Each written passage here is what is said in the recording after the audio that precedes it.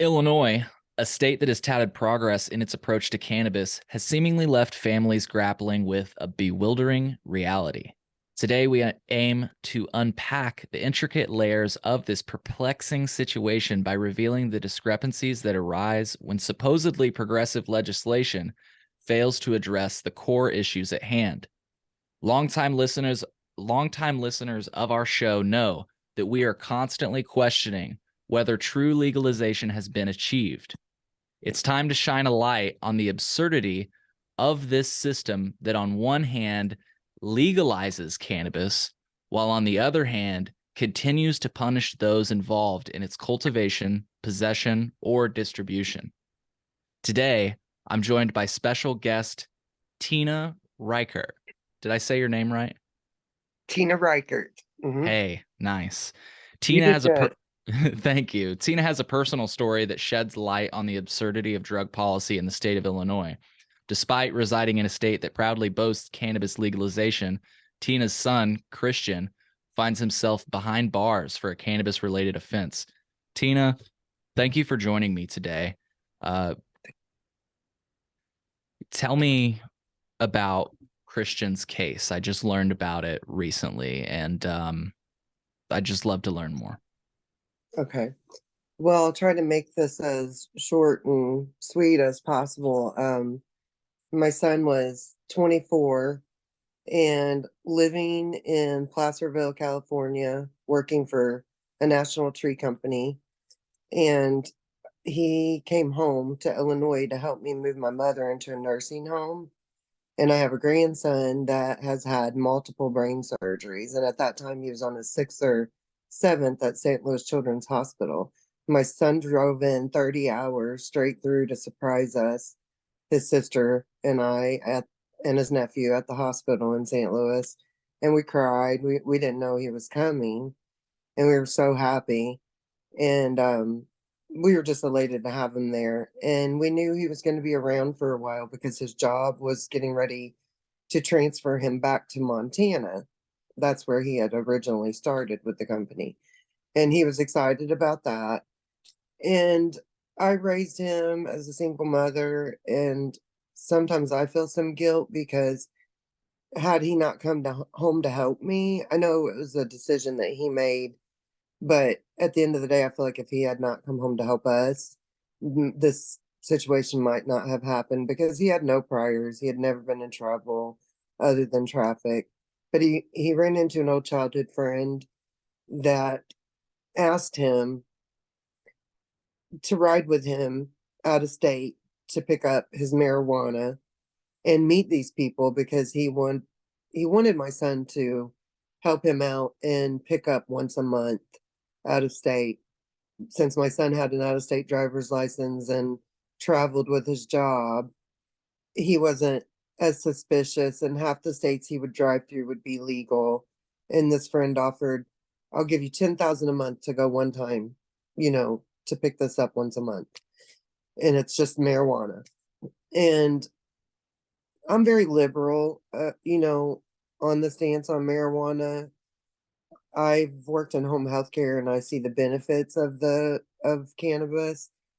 My MS patients have used it, patients with rheumatoid arthritis, anxiety, it's just an amazing plant in my opinion. And I had a father that felt the same. So marijuana was not really a taboo thing in our household. And me as a single mom, I much rather my son partake of cannabis than alcohol, to be honest. When he was a teenager, you know, I saw a lot of, well, a few of his friends were killed in drunk driving accidents, things like that. And that's where it all began. He made the trip with his friend. They made it back safely, and he let the friend store it in or the garage that we had a lake house rented while he was home, and where he could have some fun while he was home and off work and helping us, helping move my mom and stuff. So his friend got ripped off by some guys that actually did work for him in another county. And he called some guys that he knew from his past to try to recover this $50,000 that was stolen from him.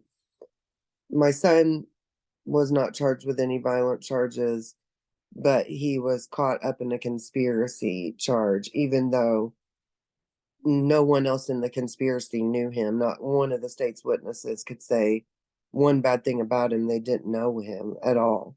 So they couldn't say what his what his position was in this conspiracy at all. They didn't know him. So my son was the only one severed from the case, and he did go to trial because when they brought the marijuana into the state of Illinois, they brought it into the county I lived in. And ultimately, his friend got ripped off in the neighboring county in Jackson County. And that's where my son ended up convicted, even though everything that he did was in Williamson County. You know how conspiracy laws are. They're unbeatable. You doesn't matter when you enter, exit, if you know everyone or not.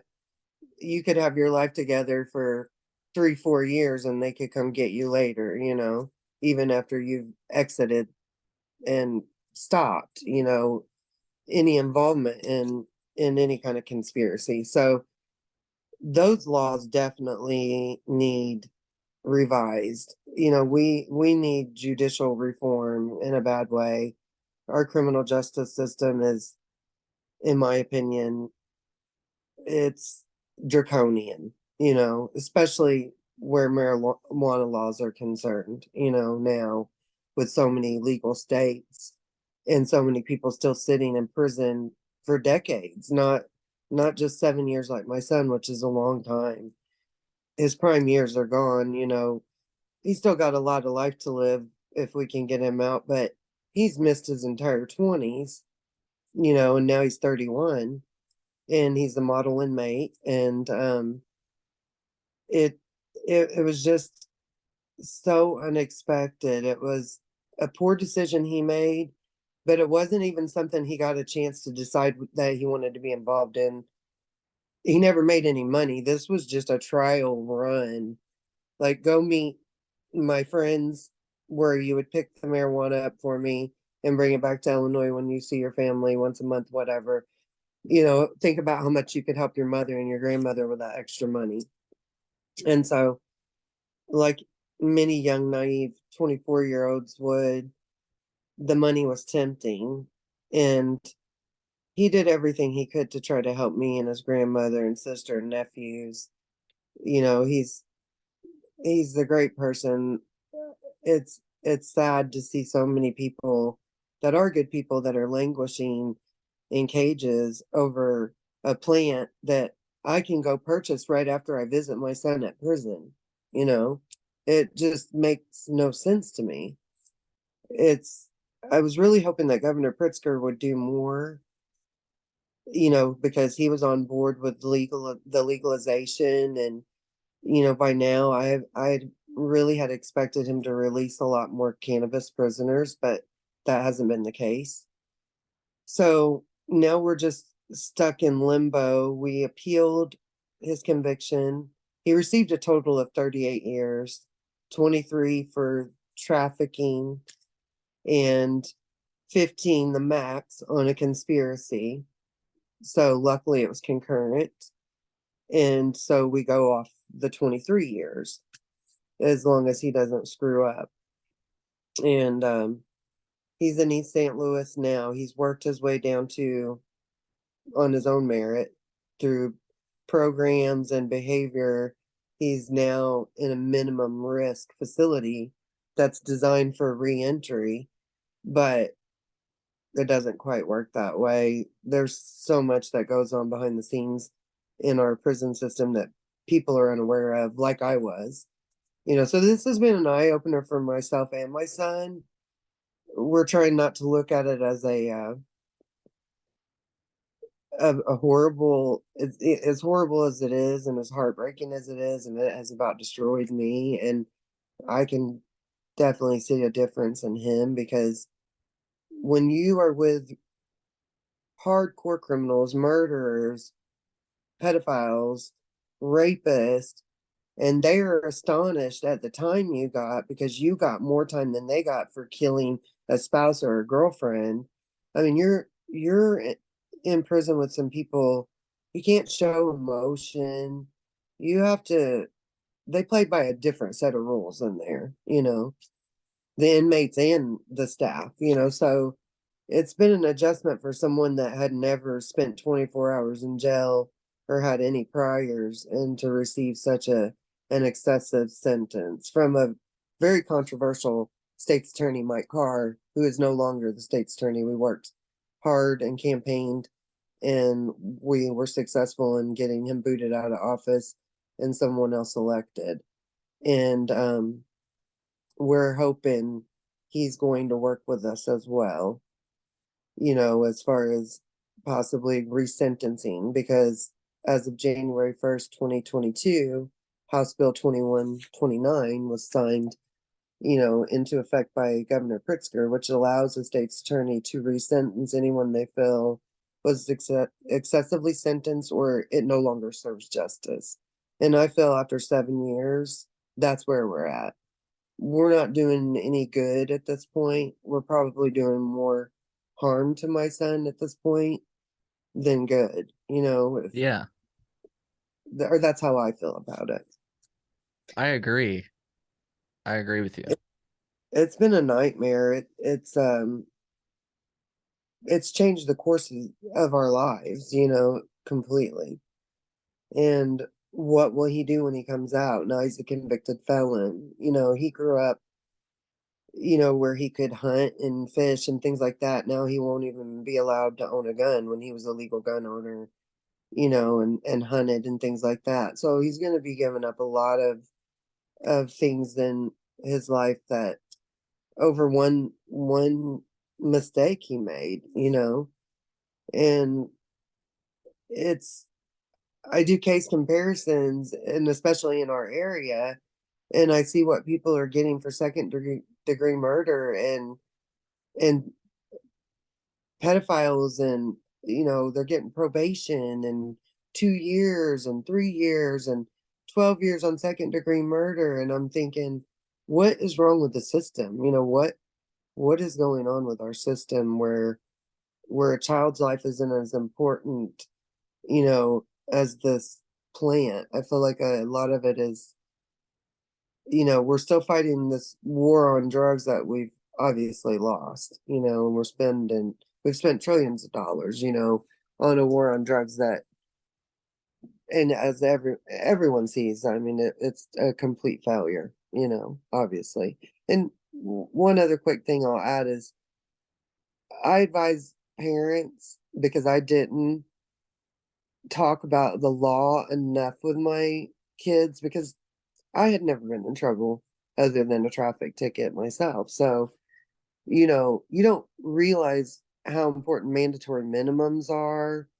You know, you have no idea when you're young and you make a mistake what you could be facing.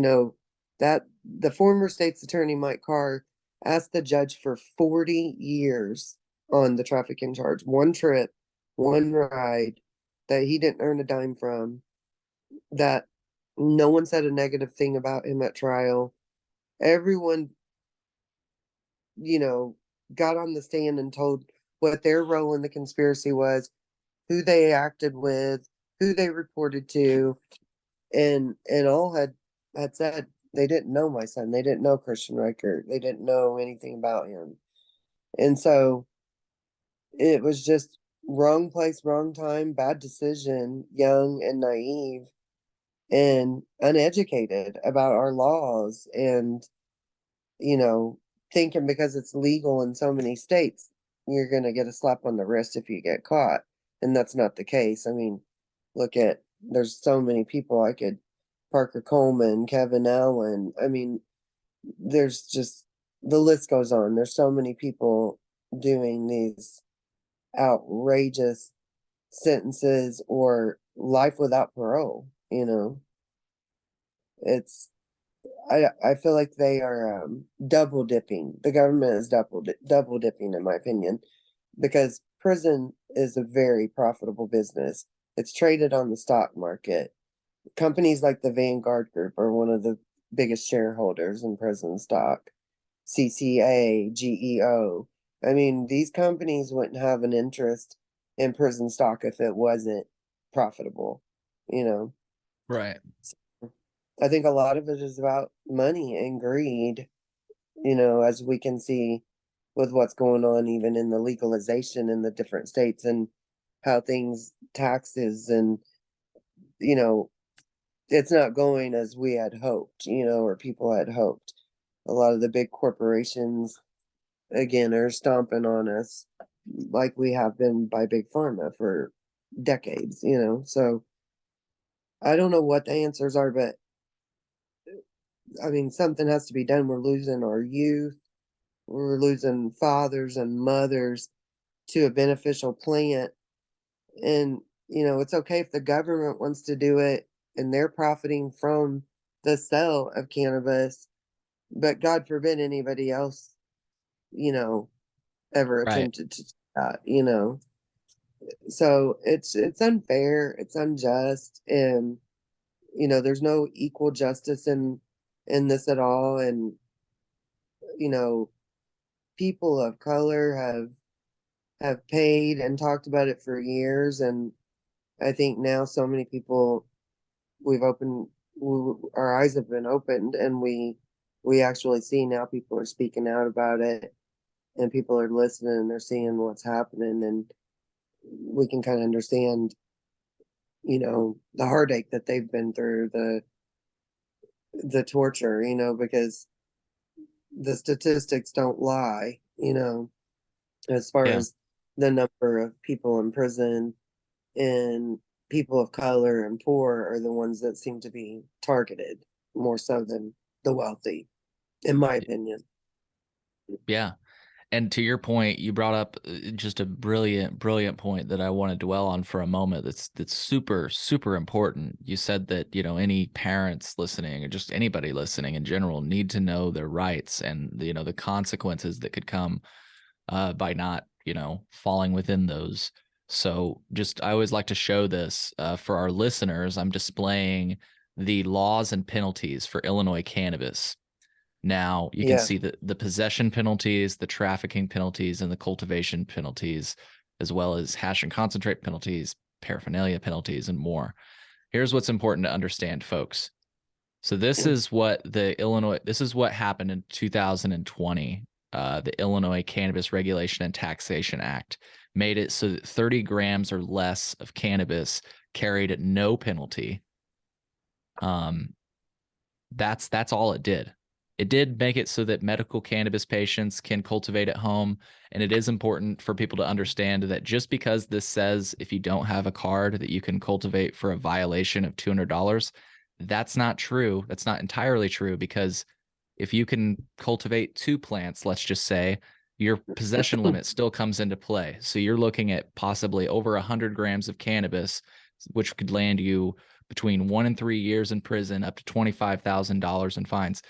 To put it a little bit shorter, we've had several attorneys on the show. One, though, that I'm thinking of specifically, Evan Bruno. He works as a cannabis defense attorney in the year 2023. There's a reason, and it's because most of the laws that were originally established in 1978 via the Illinois Cannabis Control Act are still alive and well today. The Cannabis Regulation and Tax Act basically did nothing, in my opinion. It I legalized agree. the possession of small amounts of cannabis. It allows you to purchase cannabis from state ordained operators. But as you pointed out, that's not good enough.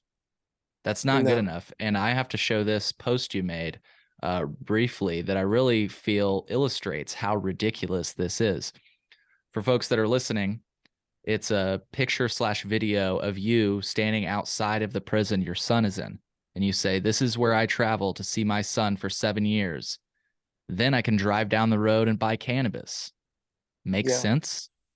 I thought that was a brilliant way to highlight the absurdity of where we stand today.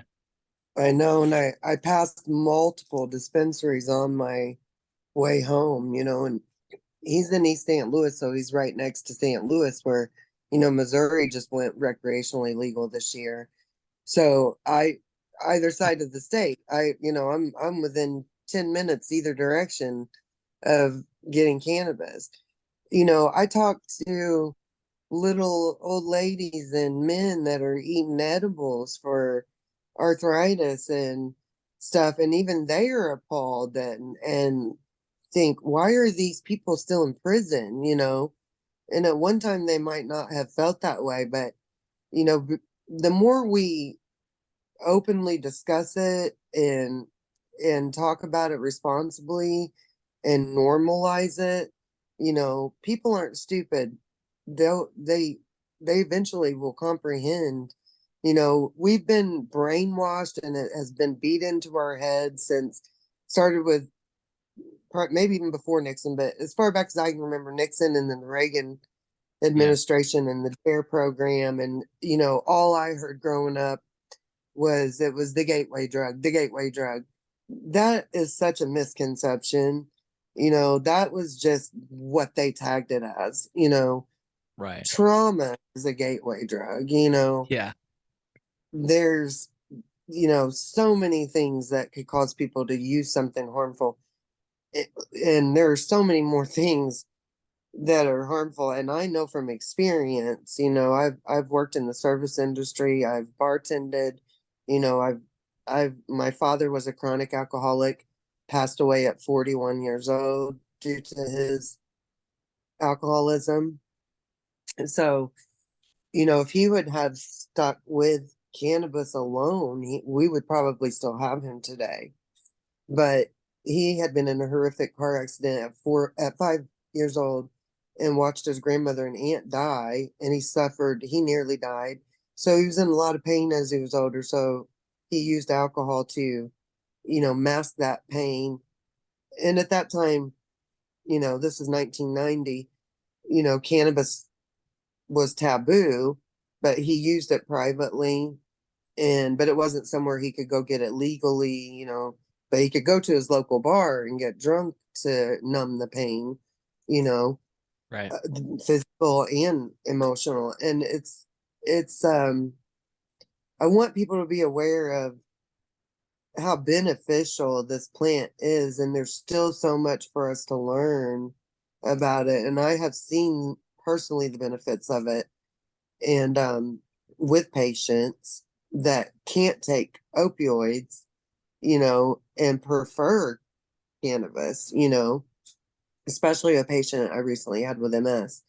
And so, I'm still waiting on the decriminalization and, the things that we've been promised by our leaders. And they all talk a big talk before elections. And then after they're elected, that's pushed to the back burner. It's like they just keep buying time and telling us what we want to hear, get reelected. I am over politicians. I guess you could say I'm bitter on that Yeah. subject, but So I feel like we've all been duped to a certain extent. yeah, absolutely. And I'm glad you just brought up the decriminalization again, because again, I don't think that the Cannabis Regulation and Taxation Act, which is what legalized cannabis, I'm saying that in air quotes, people, because if Christian is still in jail and other people, I read about him every day, more people going to jail. Yeah. I question whether or not it's legal. I don't believe cannabis is legal until you can possess, purchase, use, cultivate as much as you want, need, or please. And that last Well, one, the first and last one is really important. You want, if you want to, if you need to, like you said with the case of medical cannabis patients, or if you just please to, like if you're just like, I want to get high tonight, you should be able to. right. And I use it for anxiety myself. So, along with my doctors, at my doctor's recommendation, actually, so it helps. And the side effects aren't near as serious as the medications that, I'm on that the doctors prescribe. If you read the side effects of the bottles of medication that they have me on, they're by far more dangerous than any side effect I've read on cannabis. I mean, Right. you and I both know how many overdoses can you find because of cannabis or any other tragic incidences? Very, very few. If there is an actual overdose from marijuana anywhere, it wasn't laced, was it, Yeah. there had to be something improper about it. Like, I feel like they cannot have it both ways. The government can't have it both ways. You can't, earn money off these inmates after you've had them for years and then earn money off of cannabis at the same time. Mm-hmm. And, they're keeping these families divided.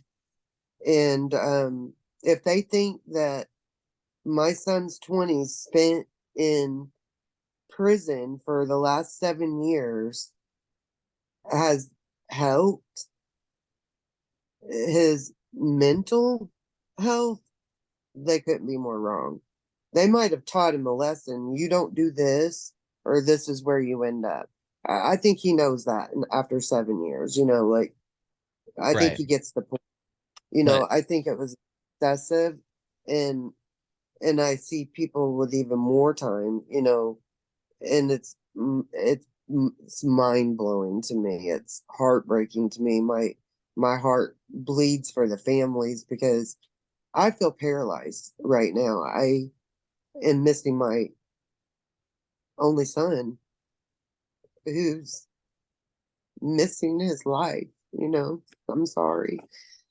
I hope he gets out and can get back to as normal as he can be and possibly find a career and start a family and put this behind him eventually. But we've been waiting on this appeal for 9 months. It took 4 years to get it, and we've waited 9 months for an answer. And it's just a lot of agonizing waiting and time, and you feel like you're doing time with them because you're just stuck in this space that you have no control over. And I don't think people realize that it affects the loved ones as much, maybe not as much, but it affects the loved ones severely, that are out here on the outside. If my son asked me what I had for dinner and it was something good, I don't even want to tell him, because I feel guilty for eating something better than what he's, allowed to have. And the cost of these companies that operate within make it so unaffordable. They know the inmates aren't paying for it. They know the families are. and they make it impossible. I was reading you had to buy some fucking tablet and it's not even working and you can't tell No, me about that. I purchased. They had started Connect Network had started a program in the prisons where you could purchase a tablet for 200 because they only have a few phones, and that causes a lot of fights, Okay. especially this time of year with no AC. I mean, he's been, and I'm not going to complain about that because there's families all over the United States, all over the world that are without things that we take for granted, like Sure. air conditioning. So my son's been without air for 7 years, along with, many, many others. And but it's the guys are, it builds a lot of tension, I'm it sure. causes, they're hot, they're aggravated, Yeah. their cases are dragging. So you got a lot of mood swings going on. And then you got two or three phones and they got to fight to talk to their families, and they're only allowed to certain times of the day. So they started this tablet program. You pay to email. I paid 200 for the tablet. They're not working. They're not receiving the emails. recently they had even been holding Mal. You know, he's only allowed, they go by a phone list, so he's allowed to make one or sometimes two 20-minute calls a day. You know, you can't take a lot care of a lot, you know, in such a short time period when you have your grandmother to check on in a nursing home and your sick nephew, and you're trying to find out, have you talked to this lawyer, or have you heard anything about the appeal, or because they're just sitting in the dark in a cage or a pod, and they're relying on us to get them a lot of this information. So I feel like a secretary or a paralegal at this point, after 7 years of dealing with the state and lawyers and courts and Springfield, and and most of the people you encounter that work in these positions are not the most helpful. I'm going to be honest. I've ran across a few that when they are kind, I thank them immensely because it's a rarity. A Yeah. lot of them act like they don't even want to be bothered by you, when you're calling to try to get information. And everything's dragging now due to COVID still, Hmm. so that's put them behind on even updating the good time they've earned, so they're still showing their original out date because things haven't been updated, for any programs they've done, and any good time they've earned, it's not showing up yet, so then they get frustrated about that. So there's a lot of, and then they're angry too, those that are in there for cannabis, because then they see what's going on out here and these people making millions, and people blowing smoke everywhere in concerts and all over Instagram, and everybody's living it up, and they're sitting in jail, in prison over it, and for many, many, many years, and I was some going to with life ask you without. what I was going to ask you what your son has said to you, or if you've heard him say what others have said, like what they think about what's going on today, like to see this going on.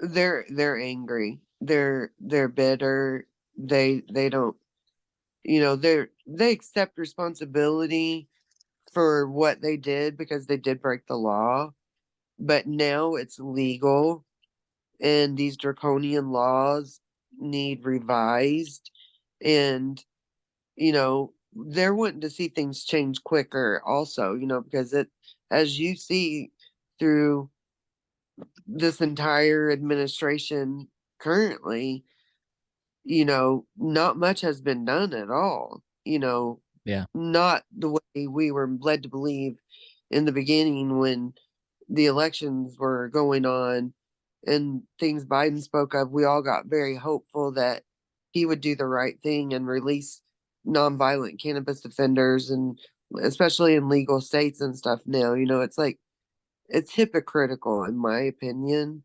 It's so hypocritical. It I makes the actually government look like we can do it, but you can't, and you're going to abide by our rules, or we will throw you in a cage and give you life without parole, like they have multiple guys. I mean, we have 70 and 80-year olds still locked up in Missouri, Illinois, in the South, Mississippi, Louisiana, Alabama, some of the worst prisons in our country, Angola, places like that. I know they've got them out west too. It's a brutal, brutal place, and we're throwing nonviolent people in there over a plant in with real criminals. And then I don't know how you expect these young people to come out after right. years of living with real hardened criminals, murderers, child killers, and expect them to function normal, or normally in this world after years of having to live that way like an animal, to fight for showers, to keep yourself from getting hurt, to every day I worry about my son's safety because there's always someone in there that doesn't care that they're in there, that knows they've got a lot of time, a lot more time to serve, or may not be getting out. And so your life is meaningless to them, you know. You really, I mean, I don't understand why they would put nonviolent people, you know, or even white collar crimes for that matter, with violent offenders, you know. Right. The And punishment does expect not them to, equate. yeah, it doesn't, it just, the system is not working. And I think recidivism has shown that.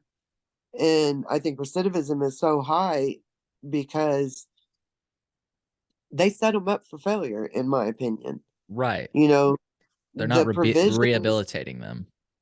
yeah, it's not, that is such a joke. I mean, I could sit here and bash IDOC and tell some true stories of what taxpayers are paying for, but then I could possibly hurt my son by doing so. And then they would retaliate.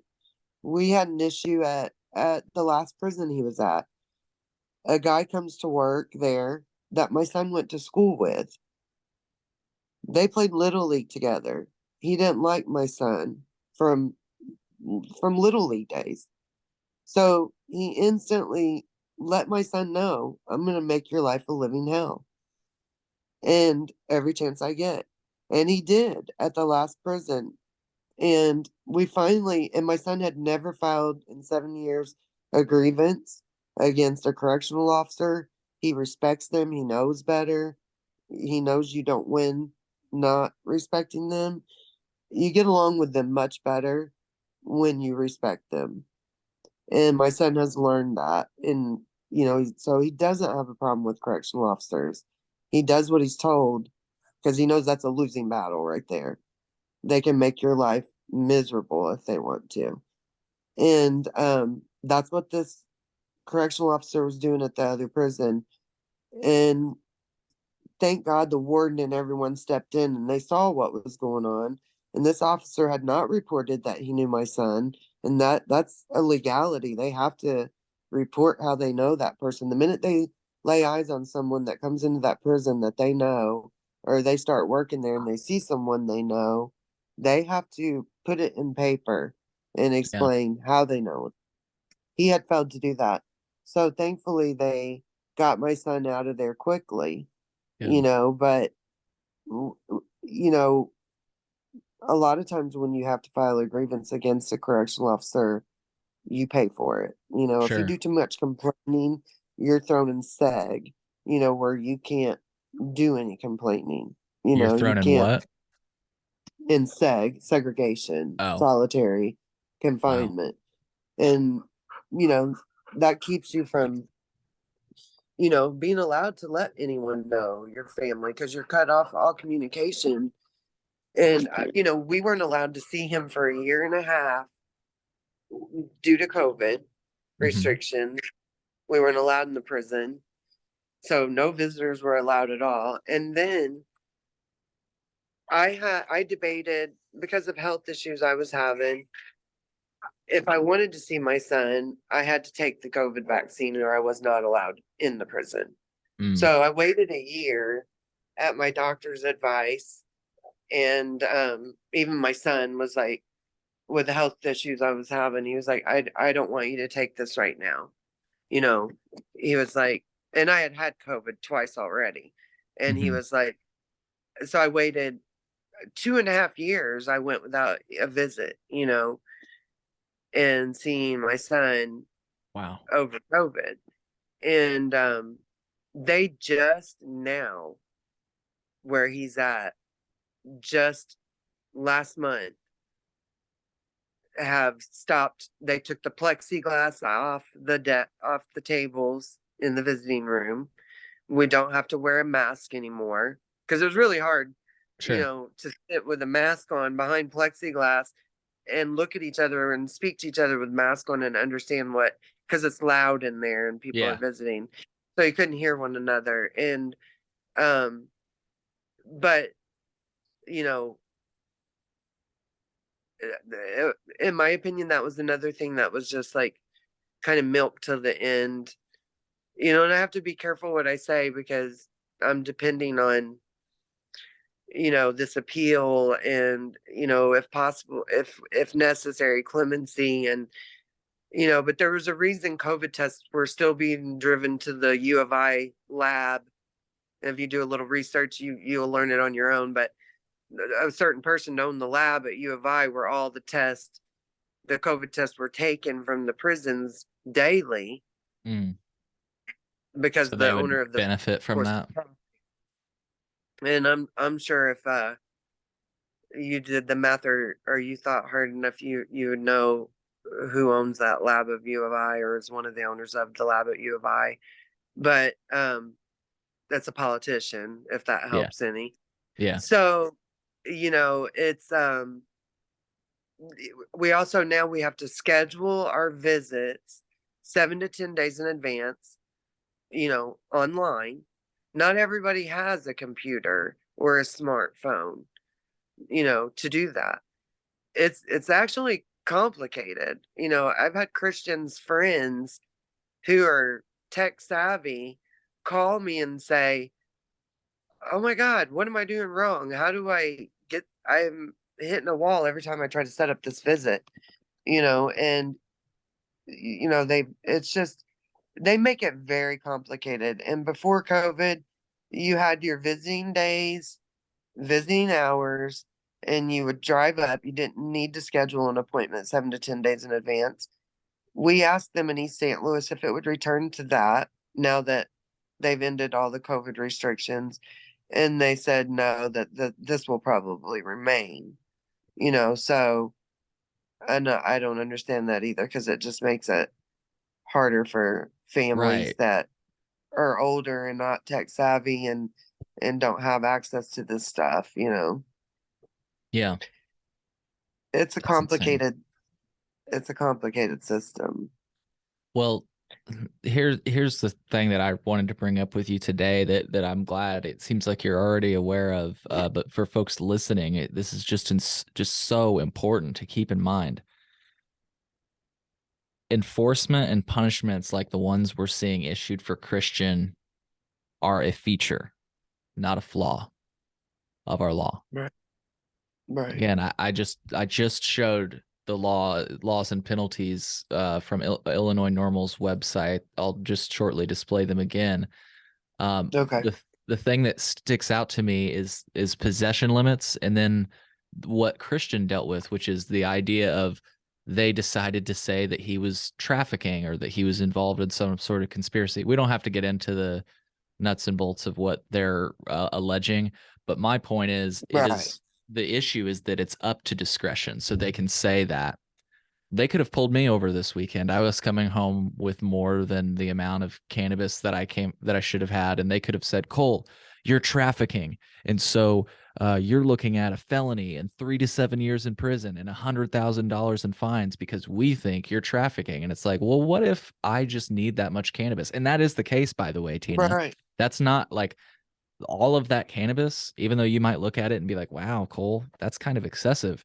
That's mine. That's as much as I wanted to purchase. Sometimes when Right. my parents go to a football game, they buy a couple 24 packs. Are they going to drink that all Right. to themselves? No. It's to No. share or to have for a longer period of time. It doesn't mean you're going to consume it all in one sitting. And so Exactly. it's so crazy because I can't think of an analog like in any other facet of our life where something is legal but you can't Yeah. have too much of it or you can't drive with too much of it or Right. like, can you think of But anything else? I could carry five unopened kegs in my Correct. car. I can transport them. I could take five unopened kegs across the state line to my buddy's wedding, and I'm not in any type of trouble at all. As long as I'm not drinking and it's not open Yeah. container, you know. And But you brought up the lethality of these substances and how there's been no lethal overdoses of cannabis. I think that's another brilliant point to dwell on because when you talk about the punishment doesn't equate to the crime, it's like what damage are you actually doing if you're trafficking cannabis? Because most of the people that purchase the cannabis are consenting adults anyways, right? It's not like Right. you're forcing cannabis on them or forcing it down a child's throat. Like everybody that engages in this are consenting and choosing to. And then if you want to talk about damage to society, alcohol is an easy example to use on the damage it causes to society, but I always like to use the example of bleach. Bleach is readily available at every grocery store, and guess what? There's no fucking age limit. The containers aren't childproof, and you could Nope. kill an entire preschool class if you just poured them all a little glass of Oh bleach. yeah. I Um, mean it's insanity. And the overkill, Cole, that they showed up at my house, and I'm not kidding, with a robot, an armored tank in my front yard, 7 law enforcement agencies, guns, men surrounding my house with guns pointed at my house on a megaphone in the morning. And I'm hearing, come out, with your hands up. And no one's in my house. My son was already gone and had already been put in a unmarked police car. He was sleeping on my couch that weekend. mhm. And of course they found nothing in my home. They trashed it. One officer pointed a gun at my dog's head when they let the doors open and let my chihuahua and our rescued pit bull that doesn't even bark out. And thank God another officer that was standing beside him that must have been an animal lover said, "Don't do that. Don't shoot that. That dog's not even barking." And they had one of the unmarked doors on the cop, one of the unmarked cop cars doors was open. And our dog, the one I just had to put down a few weeks ago, Oscar, oh, I'm still hurt over it. It was my son's dog that he had rescued years ago. And we've had him 13 years. And my grandsons don't know life without him. But the officer, just for no reason whatsoever, pointed the gun and was going to shoot the dog. The dog wasn't barking. He was running out of the house while they were running in to trash it to go through it. And they literally zip tied me in my nightgown, braless, shoeless. It's August 2nd, so it's hot. I've got a spaghetti strap, short nightgown on. I get hauled to the police department like that. I'm not even on the warrant. And I finally asked one of the officers at the building, can I please get a blanket or something, a jacket? I know there's probably hard to find one on August 2nd in the building, but I need something to wrap around me. I feel half naked in here.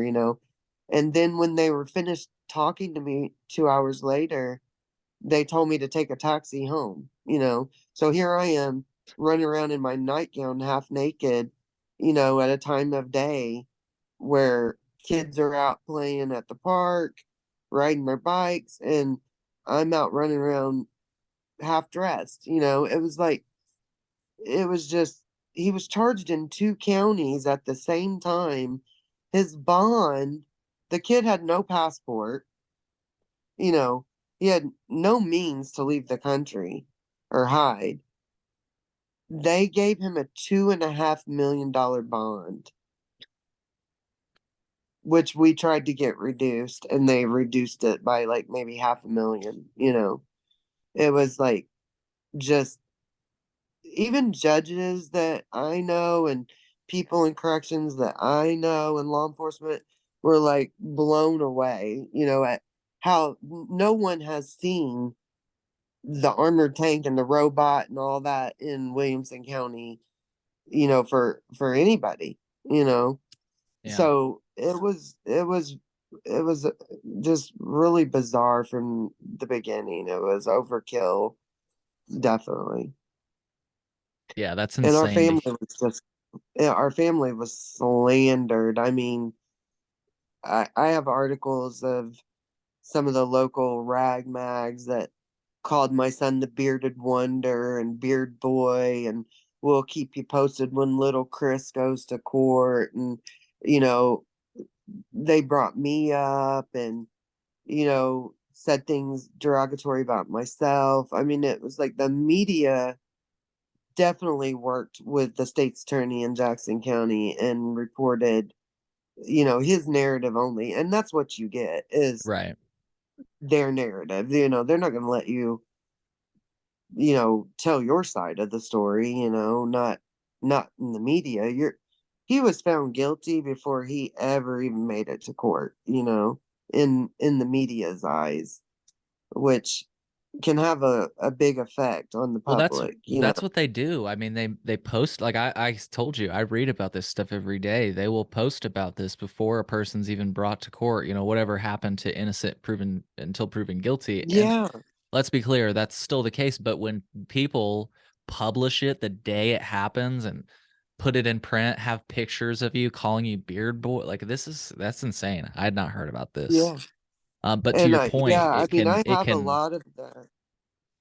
sorry, I didn't mean to cut you off, but to your point, Oh like no, it I can really apologize. affect the public's perception, you know? Yes, it has. I moved out of that county because of it, because I was being harassed. Not to mention one of the papers posted a picture of my house, the street, the house address, Wow. so I had all kinds of people driving by my house taking pictures, and I'm a woman alone, you know, I'm a single mother, I live alone. It was scary, so Sure. I Sure. moved in with a friend for a while, and I finally left that county and moved out to the country, just to get away from it all, and it's just been, you know, a nightmare. It really has. It's been a nightmare. And to think that Mike Carr, the former state's attorney that prosecuted my son, who's very controversial, Soledad O'Brien did a 2-hour special on him about another case in Jackson County.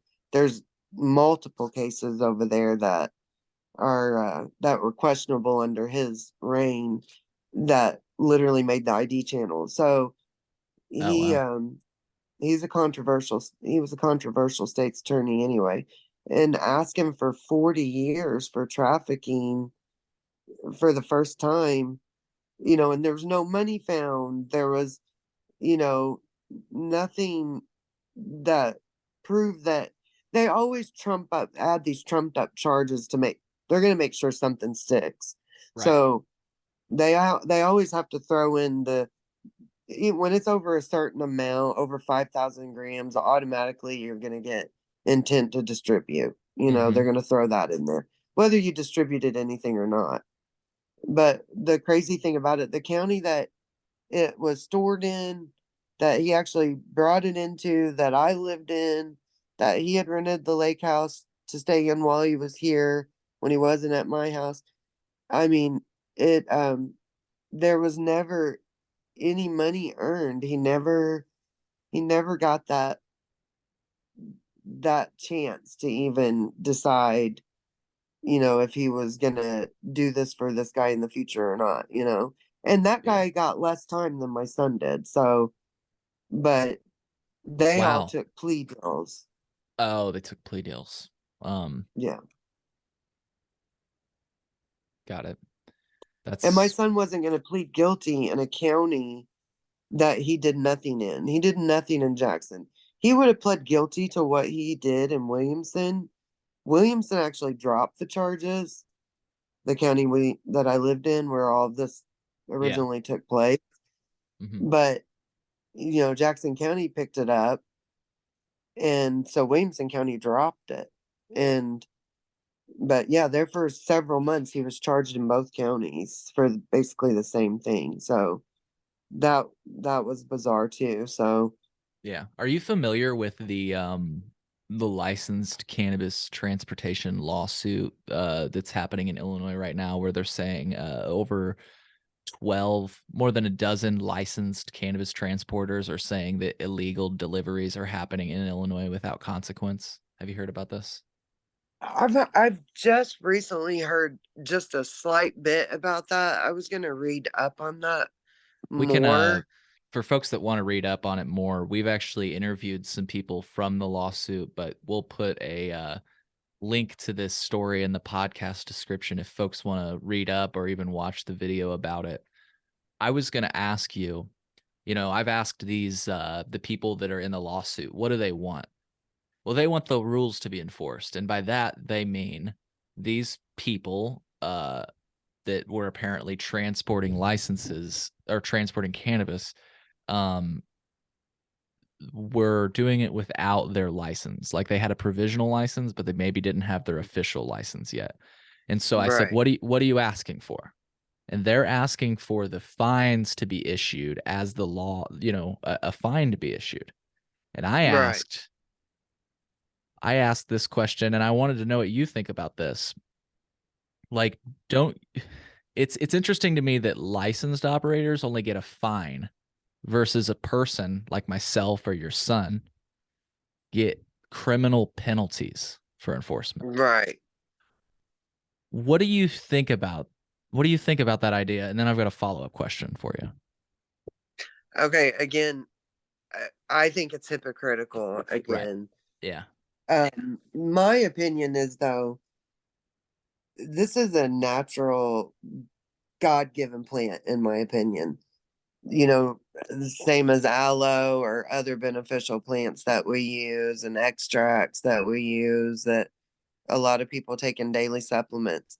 If we were allowed to grow that plant, and this will make a lot of people in the industry mad, but let's just say the plant was not illegal. And I don't think it was illegal until 1918, possibly. But um, imagine no one would have any reason to go steal it. If you could grow marijuana in your backyard like you can tomatoes and cucumbers, and everybody could, there there would be no issues, you know, because anyone would have access to it. My neighbors bring over from their garden every summer to me fresh tomatoes, cucumbers, whatever, lay them on my back deck if I'm not home. So, imagine a world where you are allowed to grow that plant like as many rose bushes as you want to put in your backyard. Then there's nothing to fight over because uh, there's plenty, Hmm. and it kind of knocks cartels and people like that, how can they profit? They can't, That's the because problem. Yep. they can grow. But of course, now people in the legal industry probably wouldn't like me saying that, and I'm all for them, and I'm thankful it's being legalized in states. But And I think what you're you saying is, know and this was going to be my follow-up. Do you agree that those companies should be like at the forefront pushing for decriminalization so that we absolutely, all I play think by the same rules? I do.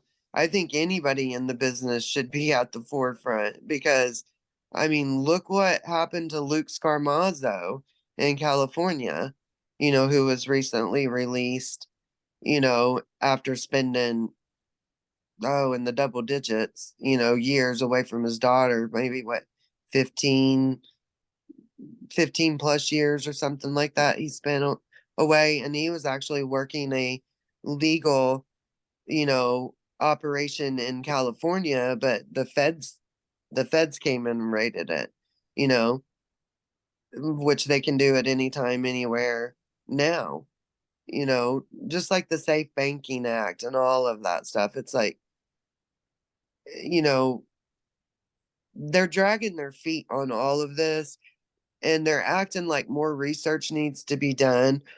You can't convince me they have not been researching cannabis for the last 50 years. You can't.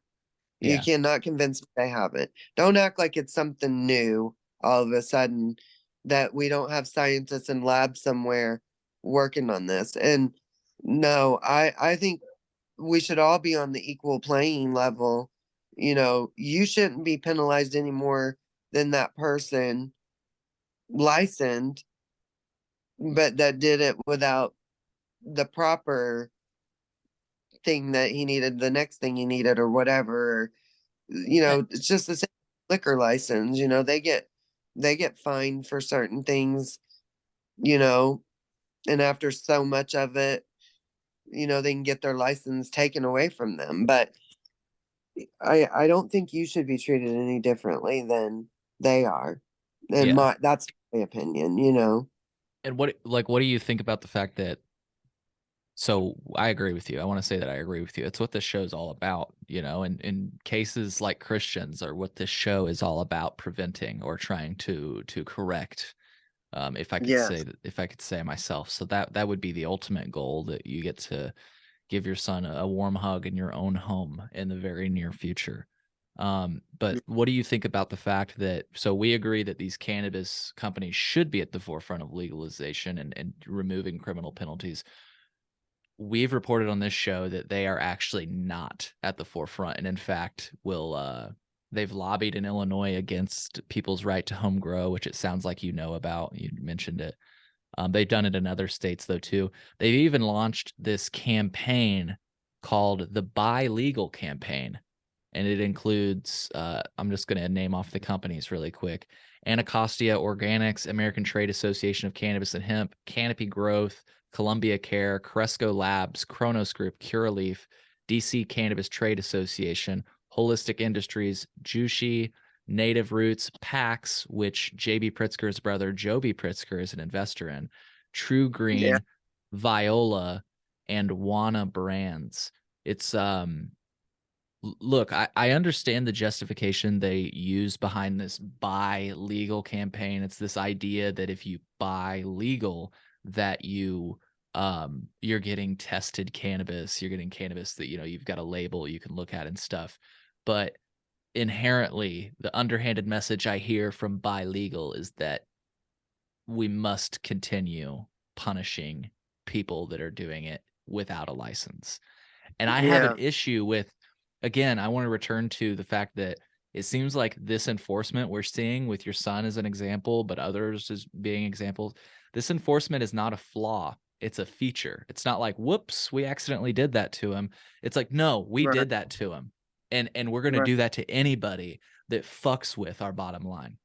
That's what they Yeah. think, I think.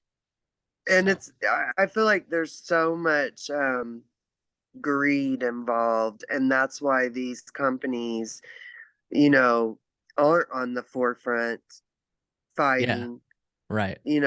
and honestly, I would be ashamed if I was at the top of, the business and I was not advocating for people in prison over cannabis. You know, Yeah, I told my son, even when he's released, and if we go our opposite directions, as far as business or whatever, sure.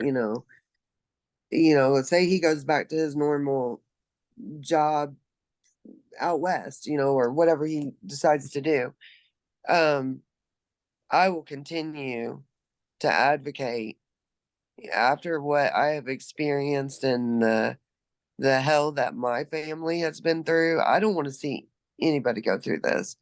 And, I want to stress to people, talk to your kids about the laws. That's something we don't learn in school. They don't tell you about mandatory minimums and stuff like that. They don't tell you the consequences of one wrong decision the government doesn't agree with. And to me, it's getting nasty with a lot of these big companies that are greedy. And I don't know if you follow Beard Bro Farms, but there's the big deal between Catalyst and Glass House and all that. Have I have personally talked to Kyle Kazan, you know, a few years ago when he first gained knowledge of my son's case. He reached out to me, and he's the CEO of Glass House. And you know I don't know what they're doing. I'm in the Midwest, they're on the West Coast. Sure. you know I know what Kyle has explained to me about what he saw in law enforcement, and how it wasn't fair. And, you know, he retired from law enforcement. I know a lot of people are, you know, bad mouthing him because he's a police officer. Well, I'm like, hats off to the police officer that went the opposite direction. That's my opinion. But you know, he personally was nice to me and has tried to be helpful. You know, in my son's case, as helpful as he can be, reaching out to Weldon Angelos, and I've received messages from Weldon, and but there's so many of them, and they get stuck on the ones that have been in there longer, or whatever. So we got to wait our turn, and that's what. And LPP was the first one to reach out to me. Like Andrew D'Angelo was the first person to reach out to me and message me and say, "Hey, we want to help Christian." From And Last so, Prisoner Project, right? That's what LPP yes. is. Cool. And Stephanie Shepard, who is just an angel with LPP, she has been my rock the last few years, because when I've gotten really down, she's almost been a therapist to me at the same time, because she did 10 years, in prison over this plant. And so she totally understands.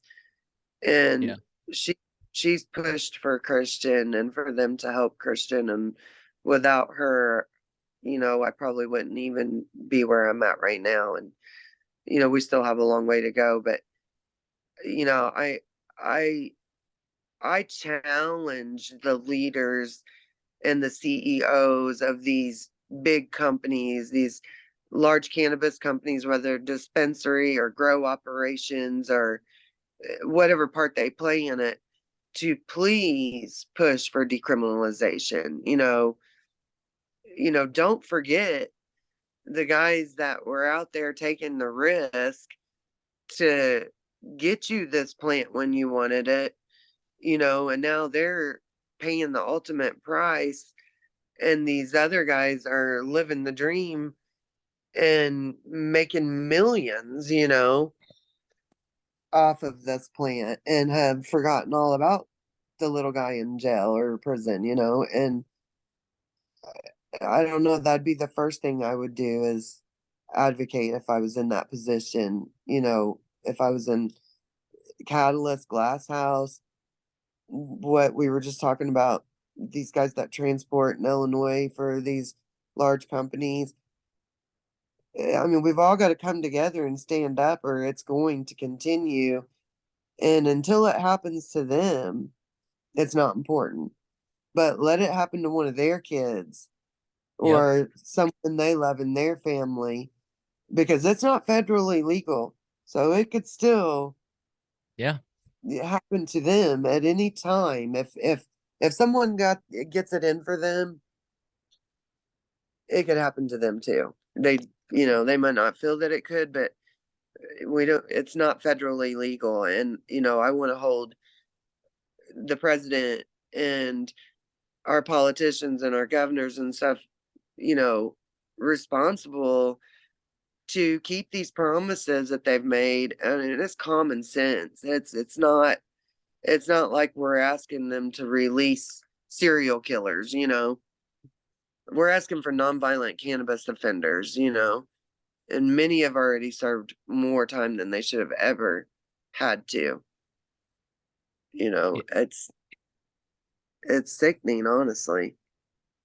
I'm so glad you just issued that challenge, because it's something I've been trying to, it's like an angle I've been trying to approach this from for so long. And I feel like it's so much more effective coming from a mother of a child that is impacted by this. And I know this is probably going to be frustrating to hear, but I've asked the question you just asked, not to every operator, but just, the operators that have come on my show. And the first question they always ask me when I bring up more decriminalization, either in the form of home grow or removing possession limits, etc., and they always ask me in some fashion or another, well, how's that going to affect the market? frankly, I don't give a fuck how it's going to impact the market. How's this going to impact families? That's what this was all about, was legalizing Right. cannabis. We don't throw people in a cage for using, possessing or growing a plant. Like, it's really simple. Uh, Like you said, it's very simple. I agree with you completely, Cole. Humans first. Thank you. Lives before money and plants or anything. You know, that's the problem. The This is all greed. about They're worried profits. about the market, but I guarantee if they were sitting in my shoes with their only son or daughter sitting in prison for 7 years now, and you just hope and pray you're alive when they get out, or that his grandmother is, or his nephew's health continues on a good path, because he has missed so much, you Sure. know. And yes, he made the mistake, and yes, he's paid for it. I feel he's paid in full with 7 years of his prime years of his life, I think he's overpaid. I think he's overpaid, but that's just my opinion. Thank you. I agree with you on that one, but I do. I think I mean, when you start looking at horrific violent cases that got much lesser time, you wonder what is going on. Like, you Yeah. can't compare a human life to money. You cannot. We do it every day, unfortunately. And I don't know how some people sleep at night. I really don't. And they'll never understand unless they go through this. Yeah. And It's, it's just awful that what you just said is so true. Think about what you just said. They will not understand this until somebody else's life is impacted by this. And it's got to yeah, be a special somebody. It can't just be yeah, anybody like your son, because apparently your son's not good enough. It's got to be like no, one of their kids in order for them to be like, yeah. wait a minute, this is crazy. That's so sad. I wanted to dwell on that And for a moment. rarely we see, the one percenters out there, or the extremely wealthy, you know, we rarely see their kids go to prison like this, Right. Right. because they have the money for the best attorneys and Mm-hmm. all the right connections, and that's not just an expression, that there's truth in that. Yeah. A lot of it is who you know, and how much money do you have, and what can you spend, and money can get you out of a lot of things. And when you ask someone on your show that question, and they bring up the market, it it just physically makes me ill. It's like, I just think I don't, it hurts me. It hurts me that they're okay with people suffering for no reason. It's unnecessary at this point. It's it's it's not fair. It's not fair to me at all. I feel like I said my son is paid, and if you got in trouble again, that'd be a different story. I guess, but But it is still a issue with me that what he did in 2016 is still technically, he could get the exact same sentence if he did it today. And that's an issue with yeah, me. Um yeah, I wanted or to ask, higher. or higher, yeah. Yeah. They might want to make more of an example of him because Mhm. yeah.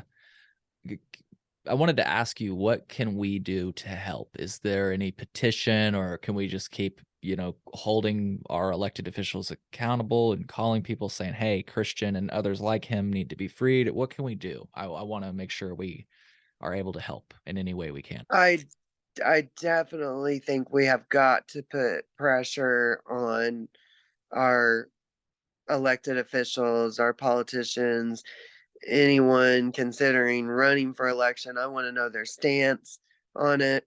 You know, I'm tired of I'm tired of lies. I'm tired of hurry up and wait, or give us more time. We need more research. We're going to get to that. You know, we're almost what near the presidential election again. What much has changed, you know, in the last 3, 4 years? What has really been done, you know? And they haven't the scheduling is just off the chain. Like it's scheduled up there with heroin and LSD, and it's insanity. That you can't tell me that these things can't be done. It's not federally legal. What is new with the Safe Banking Act? I mean, there are so many issues to address, but first and foremost, the laws have got to change and they need to release prisoners, nonviolent cannabis prisoners. And, these draconian laws have got to be addressed. You know, they are so dated for 2023. I feel like we're back in the 50s, not even just on the case of marijuana, but even women's rights to their bodies. It's like I feel like we're regressing instead of progressing, and we've got to stay after them. I have a petition. I had closed it because they had recommended closing it is through change.org, and that said it seemed to be more effective, like within 90 days, get your signatures and close it. And it seemed to be more looked at, I don't know, more accurately, or I'm searching for the right word, but More exposure, maybe. You just had more yeah, exposure. I think I closed it too soon because I've had a lot of people ask me, where can I sign a petition? So I'm thinking about opening another, oh, either reopening that because we had collected almost 33,000 signatures on that one. And I'm thinking about either reopening that one if I can, or just starting a new one, Mm-hmm. because if I could get over 100,000, I could possibly get them on Pritzker's desk, Yeah. but I definitely think we need to put pressure on these companies also. They are nobody without us as consumers. Without Mm-hmm. us buying their product, they are nobody.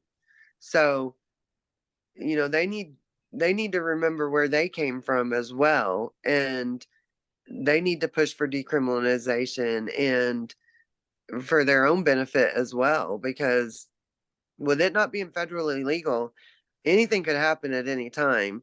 And Yes. especially if they make the wrong person angry, you know, that Mm-hmm. gets it in for them, they could easily end up in a federal situation,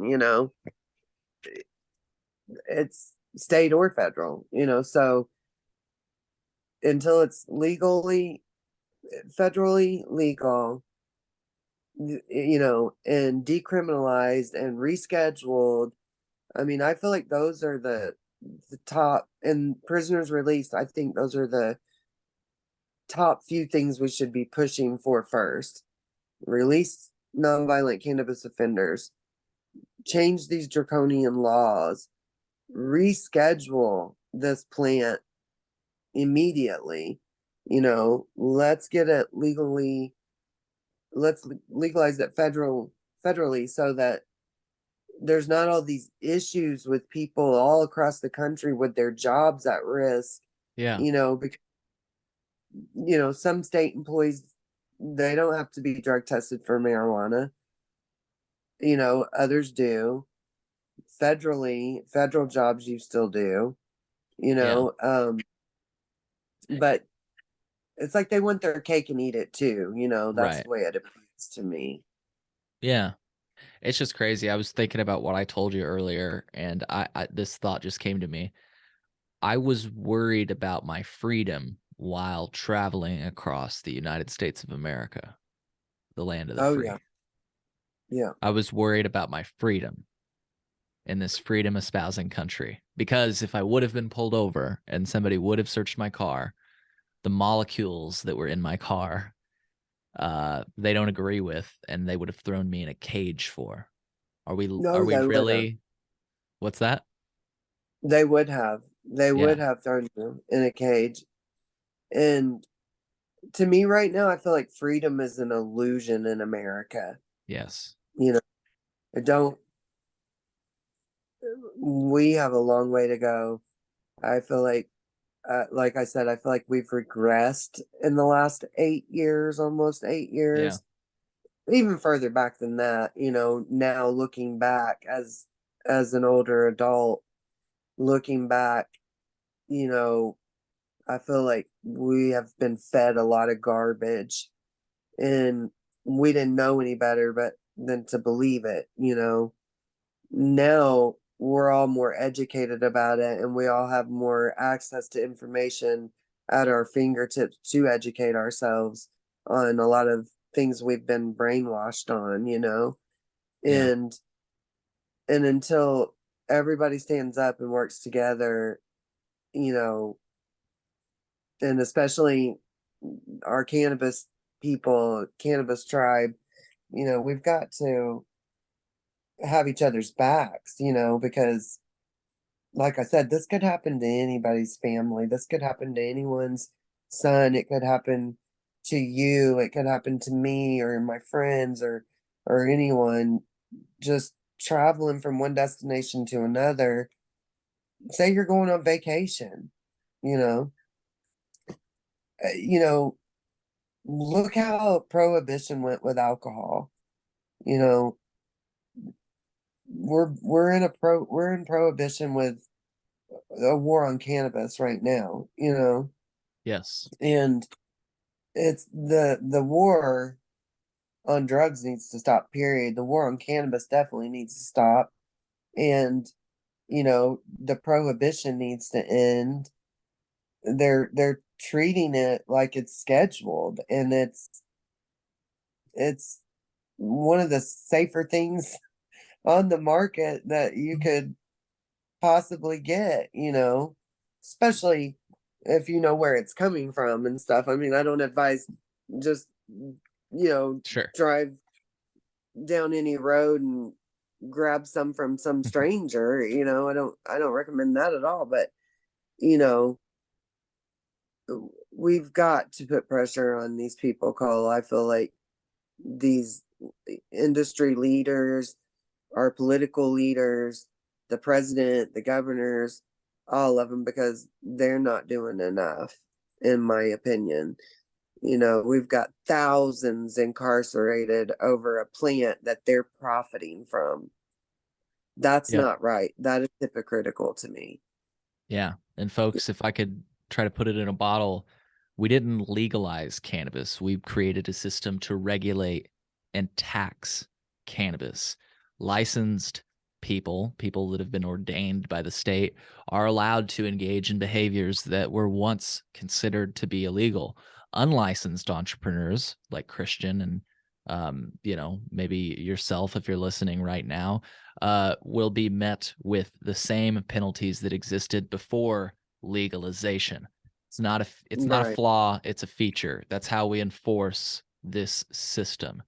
And my question to you as we close, folks, is that right? Is that just? No, I think we can leave them with that, Tina. Do you agree? I agree. And I appreciate you so much, Cole. I'm sorry I got a little emotional, but it's been a long, rough 7 years, and I'm so appreciative of your time, and I hope we, can make an impact, even if it's on one or two or three people, to help join us in this fight, because what is going on right now in this country with cannabis is wrong. It's the bottom dollar, and the market shouldn't be our biggest worry at the moment. You know, freeing prisoners, nonviolent cannabis prisoners, rescheduling, federally legal, there's a few things that really need to be done. And I just hope we can all pull together. And like I said, I challenge anyone in the industry, in the cannabis industry, to please speak up, right? Our leaders, our senators, our state representatives, help us get these people free and end this suffering over this plant. They have suffered long enough, and I appreciate you greatly for having me on here. And again, I apologize for being emotional. It's just No, been a long job.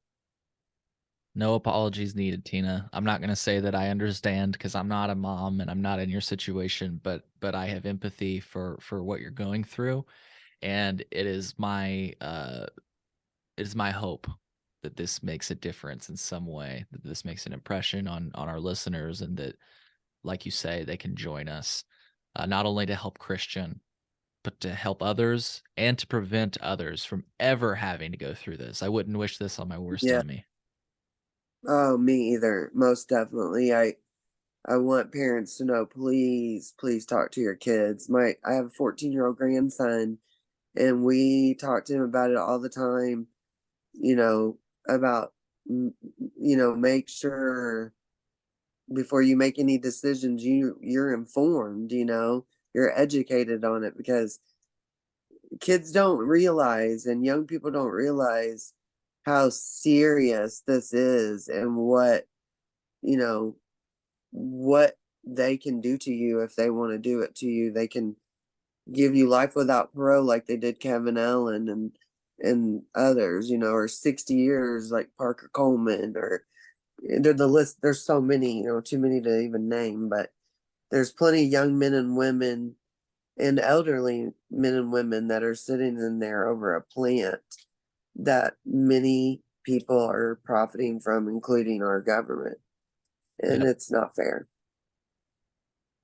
It's not fair. It's not right. And I think um, history will reflect kindly on our efforts, I hope. especially if it comes to be. So yes, I hope to. So well, folks, I'll leave you with that. Tina, thank you. Um, and Thank you. if you do come up with another petition or something, please let me know. I will make sure that my I will. audience knows about it. So Oh, thank you so much. I appreciate you so much. And it's been a pleasure talking to you, really. yeah, Thank absolutely. you. Folks, we'll see you on the next one. Take care.